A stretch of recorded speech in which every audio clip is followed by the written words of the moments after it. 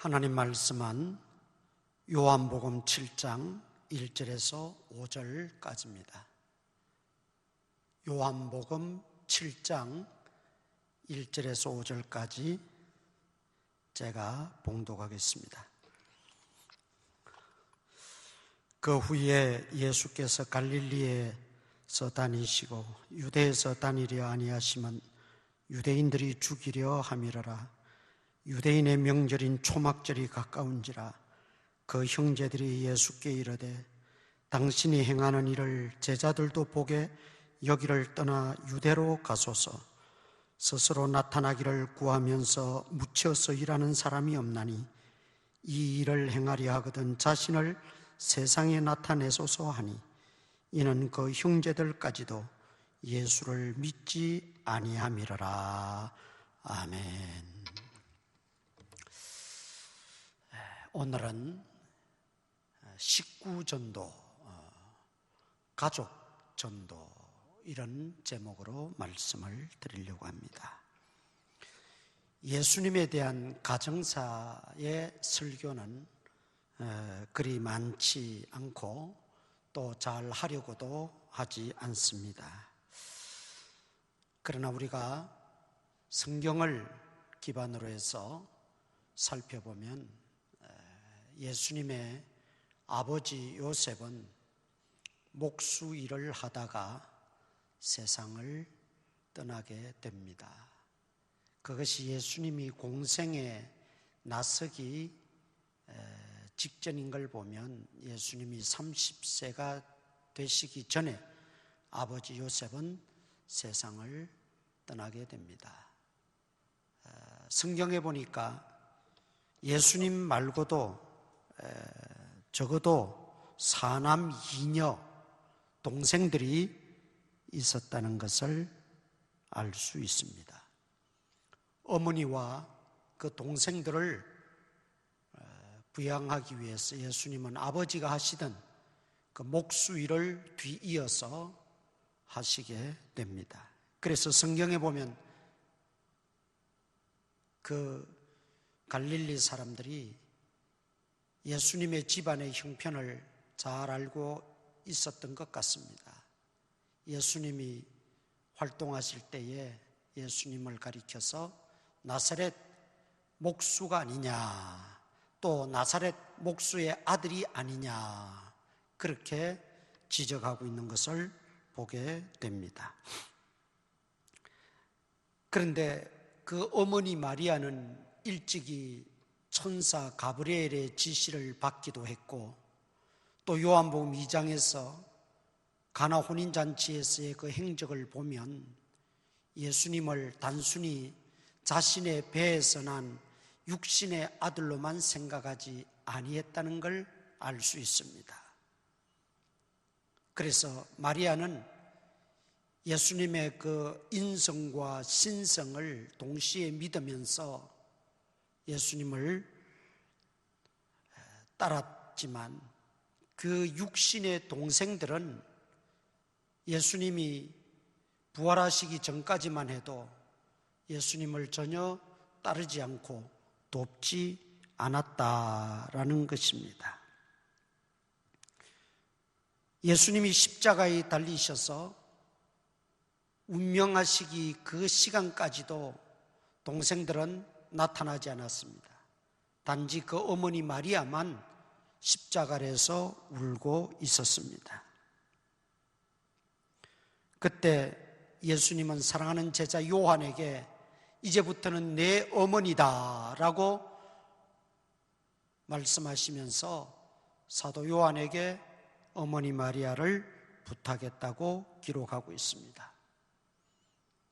그래서 사도 요한은 나중에 터키 에베소에 가서 목회를 할 때도 마리아를 어머니처럼 모시고 섬기다가 지금도 그 터키에 마리아의 무덤이 있는 것을 알 수 있습니다.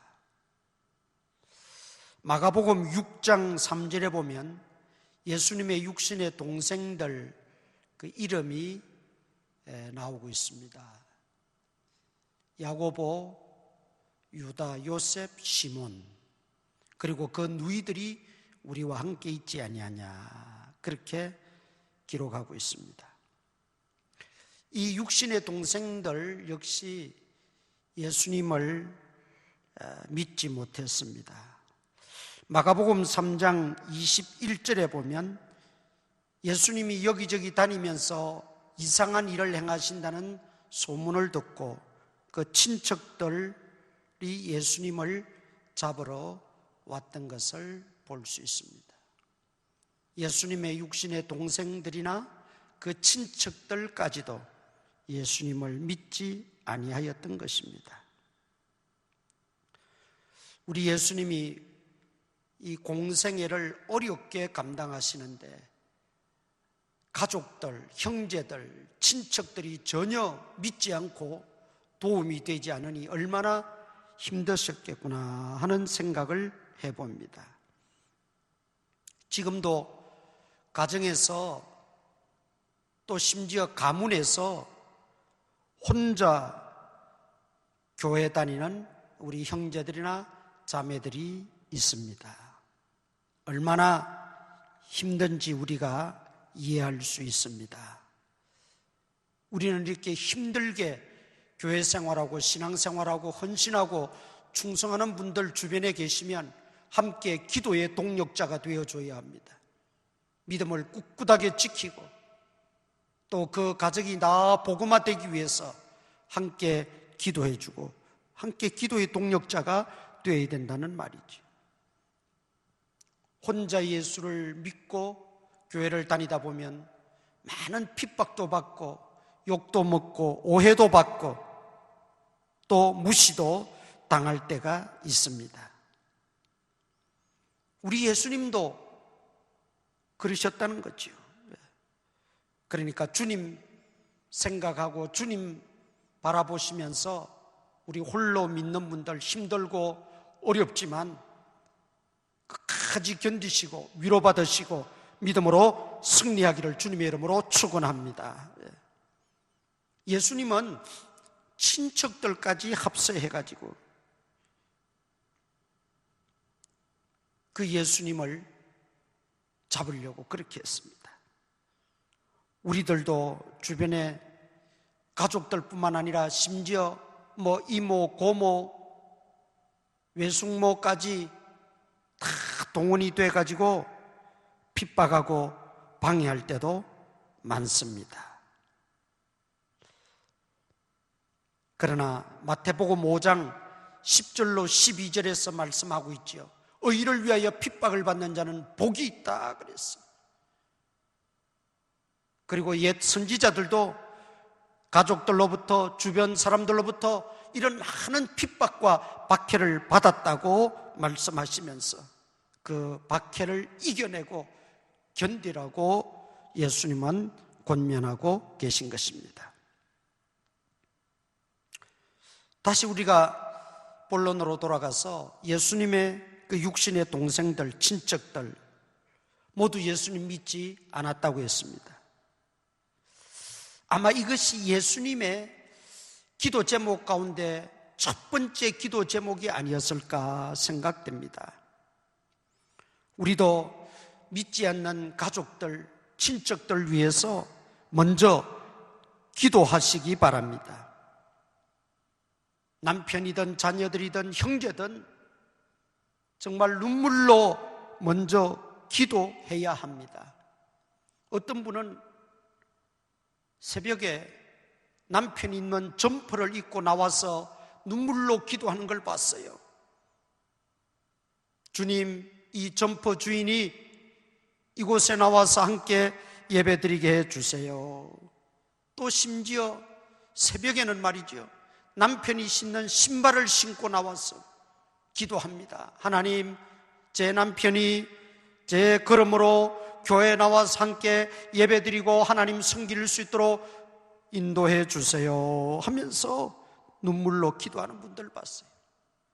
1년, 2년 전혀 감동이 없고 변화가 없지만 낙심하지 않고 계속 기도하는데 10년이 지나서 결국 그 남편이 자기 발로 함께 나와서 예배드리는 것을 보고 저도 감격을 받았습니다. 기도만이 굳은 마음, 완고한 마음, 다친 마음을 다 열 수 있습니다. 성령의 감동만이 그 강팍한 심령을 움직이고 변화시킬 수 있습니다. 그러므로 믿지 않는 식구들을 위해서 눈물로 기도하고 낭망치 말고 기도하고 하나님 앞에 맡기면 하나님께서 반드시 우리의 기도를 들어주실 줄 믿습니다. 기도하시되 조급해하지 말고 기도하시기 바랍니다. 오늘 본문에 보면 예수님이 슈퍼스타적인 이런 일들을 하니까 그 형제들이 예수님을 부추깁니다. 이왕 나섰으면 저 유다, 예루살렘, 정치, 종교, 문화, 상업의 중심지인 예루살렘에 가서 당신이 한번 보란 듯이 활동을 해보세요. 그러면 당신의 제자들도 보고 더 우러러볼 것이고 다른 모든 사람들도 당신을 슈퍼스타로 알 것 아닙니까?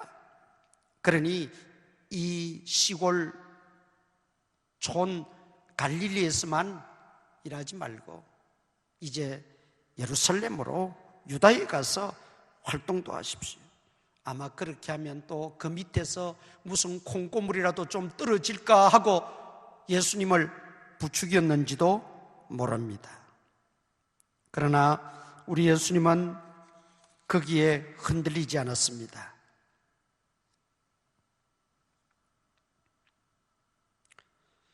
안 믿는 형제들이나 친척, 동료들은 할 수만 있으면 그저 놀리고 또 이용해 먹고 또 심지어 예수님까지 이용하려고만 하지 예수님을 믿거나 따르려는 생각은 추호도 없습니다.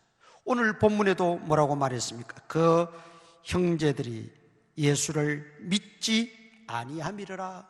예수님이 그 형제들의 부추김에 현혹되지 않고 움쩍하지 아니한 것은 그 형제들이 믿지 아니함이러라.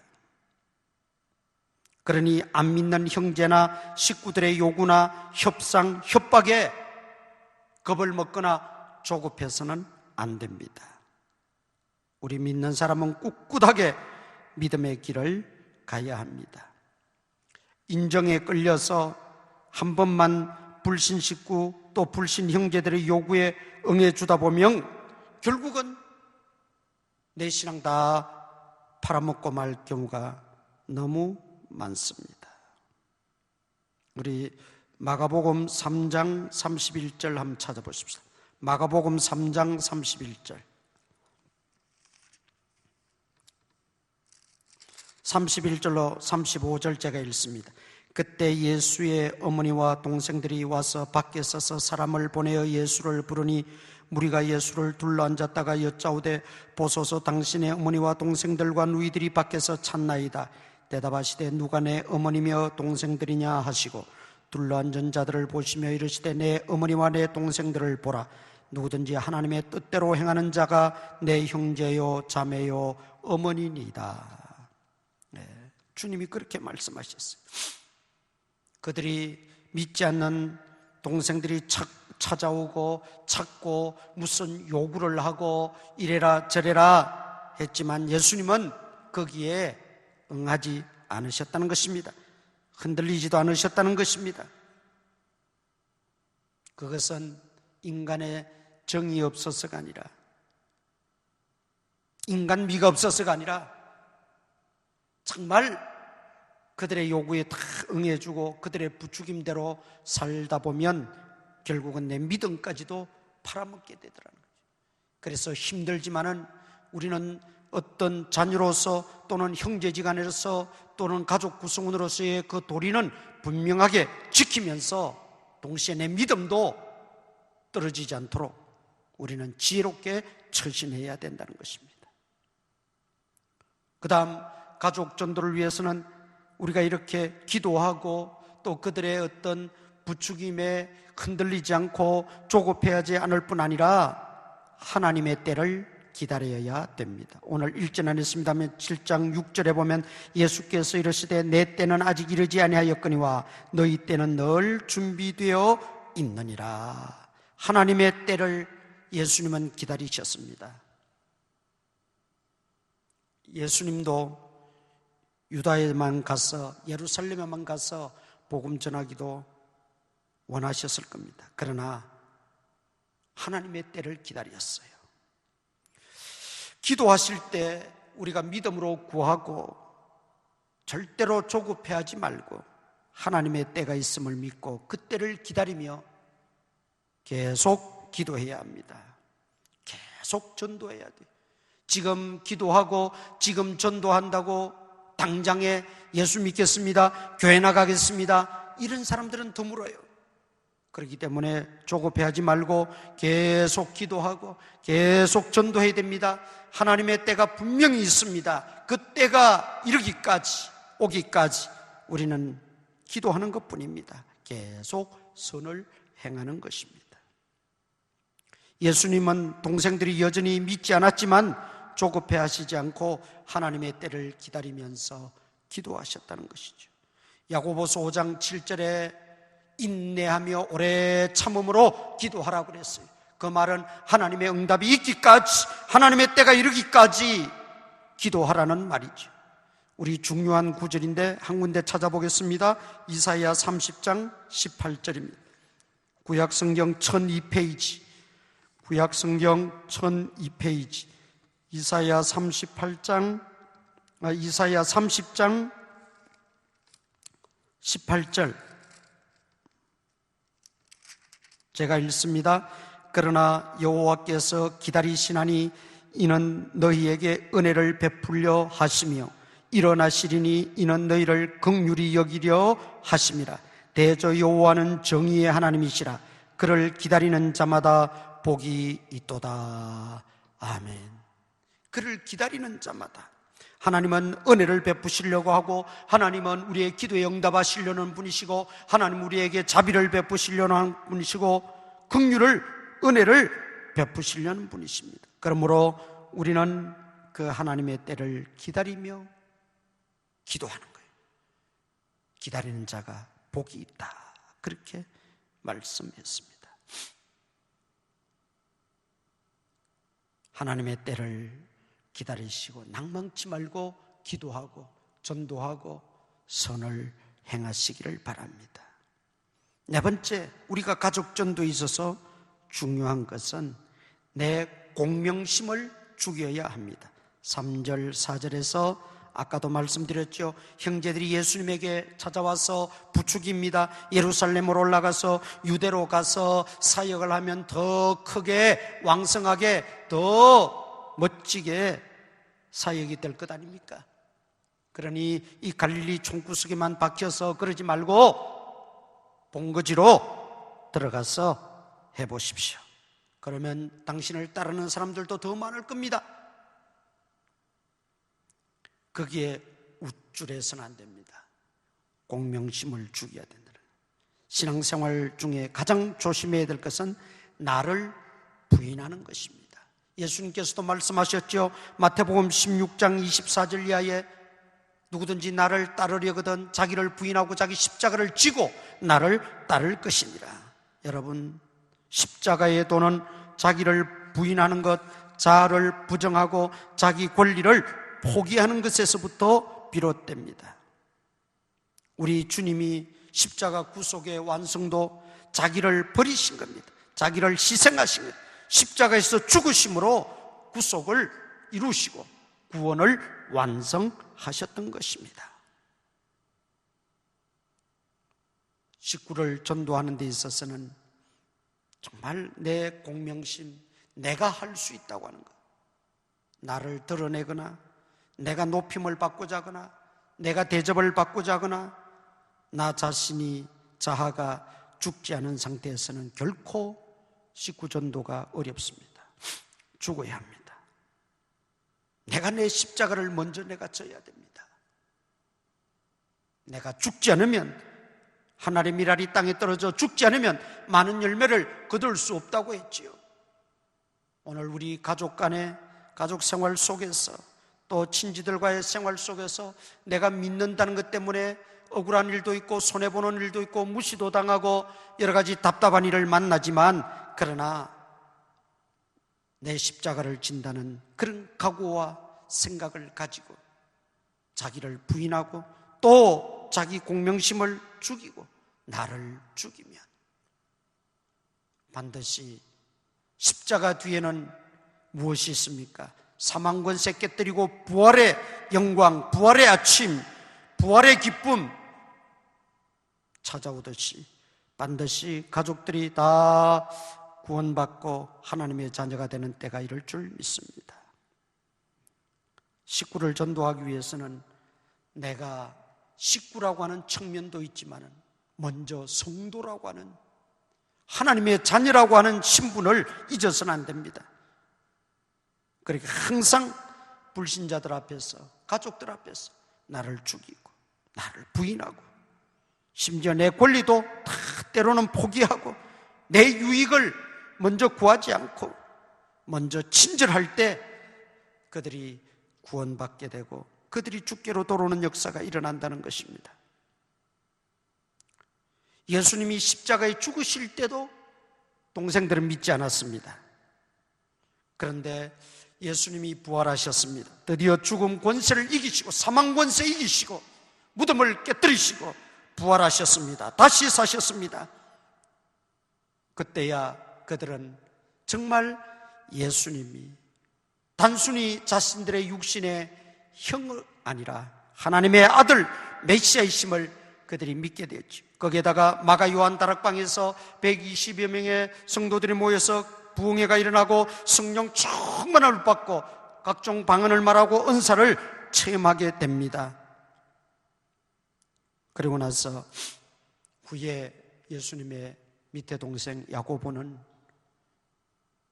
초대 예루살렘 교회 목사님이 되셨고 야고보서를 기록했고 나중에 알렉산드리아에 가서 순교하셨습니다. 그 밑에 동생 유다는 성령의 감동을 충만히 받아서 유다서를 썼어요. 그 유다서에 보면 다른 성경에는 거의 볼 수 없는 천국, 천상의 세계 중에 천사장 미가엘에 대해서 기록할 정도로 그는 영성이 깊었던 인물입니다. 천주교에서는 이 마리아 숭배, 또 마리아가 영원한 동정녀라는 것을 강조하려고 하다 보니까 예수님의 이 동생들을 친동생으로 인정하지 않습니다. 배달은 형제나 아니면 예수님이 태어나시고 나서 그 어머니가 남편 요셉이 죽고 제가했는데 제가해서 나온 동생들이다, 그렇게 또 주장을 합니다. 그러나 우리 성경에는 그런 내용은 없습니다. 우리는 성경을 있는 그대로 믿고 따릅니다.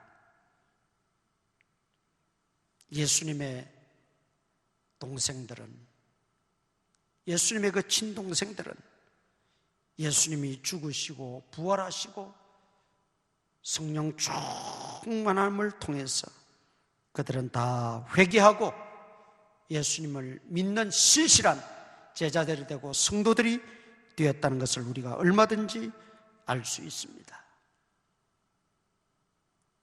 오늘 식구 전도를 위해서 기도하시는 분들, 가족 구원을 위해서 기도하시는 분들, 우리 예수님을 모델로 삼으시고 낭망치 말고 우리가 정말 이 예수님의 걸어가신 그 모습 그대로 우리도 행동하고 실천함으로 여러분의 기도하는 바대로 온 가정 식구들이 다 예수님을 믿고 예수님을 영접하고 구원받고 함께 신앙생활을 할 수 있는 그런 은혜가 있기를 축원합니다.